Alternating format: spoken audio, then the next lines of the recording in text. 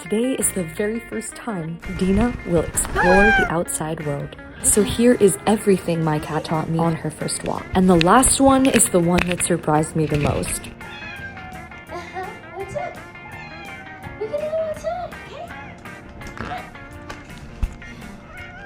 Here, you go out.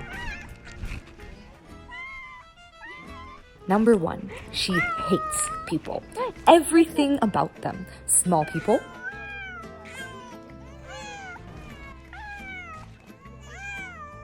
people who speak, people's cars, people who dare look at her, but she does not fear the outside world. In fact, she seems to be fascinated.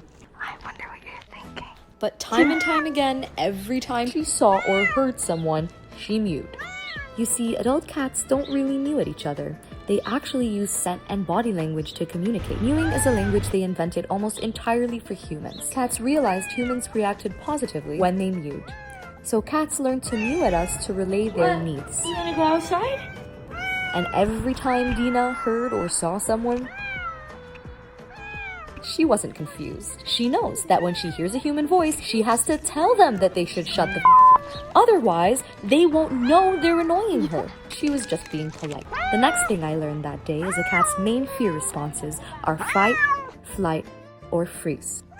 I found this out because Dina kept stopping suddenly, and I didn't quite understand why. But if your cat goes totally still, with wide eyes and a low body, that's a stressed cat, not a chill one. So every time someone passed, I just gave her a second to reset before we kept going. The third lesson I learned was be prepared to get bullied by bikers.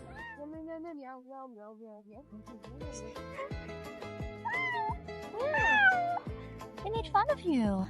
They said meow. That was so insulting. Just kidding. The third lesson I learned was give your cat a whole field of empty grass and they'll spend their time walking the edge of it. I took her to an open field of grass, away from people, total freedom, the whole thing to explore, and she did this.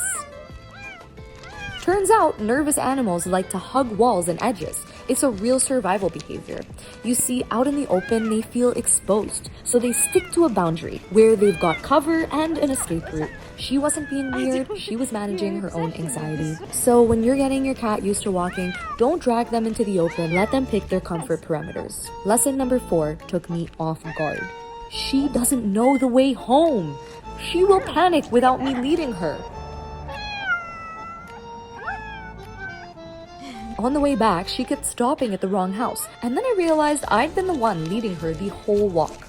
So I let her walk in front of me, and as soon as she realized that she was leading, she stopped in her defensive position and panicked. Where are we going?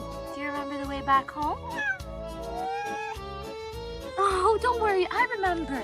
You don't have to worry. Look at her, she got so happy. She panics as soon as I stop leading her. She has no idea where to go. Don't worry, of course I always know how to bring you home. And as soon as I take lead again, she's ready to get back. She knows treats are waiting.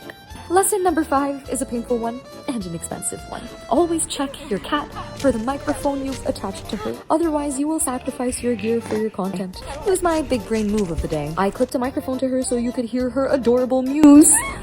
But when I got home, I realized that it was no longer on her. In fact, as I was editing this footage, I literally realized I filmed it falling and I didn't notice. So please, a moment of silence for my mic.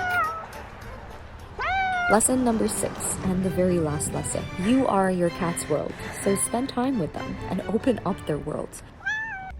Do you hear all the birds, Tina?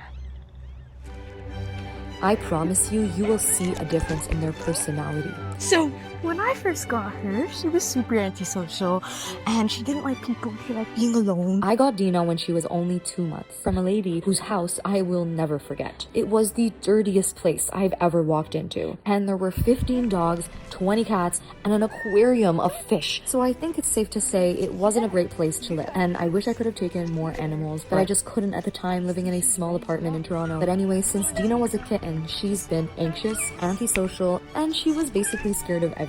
But after moving from a condo to a house with a garden, I decided one day to let her out into the backyard. And little by little, I felt her personality completely change. She became so much happier, started eating more food, became more social, and she started demanding hugs and attention, which was completely out of character for her. So I firmly believe that expanding her world will help her live a happier life. And isn't that what we all want for our furry babies? Anyway, I hope you enjoyed this video. Please subscribe to keep tabs on Dina and her journey of exploring more and more of the world.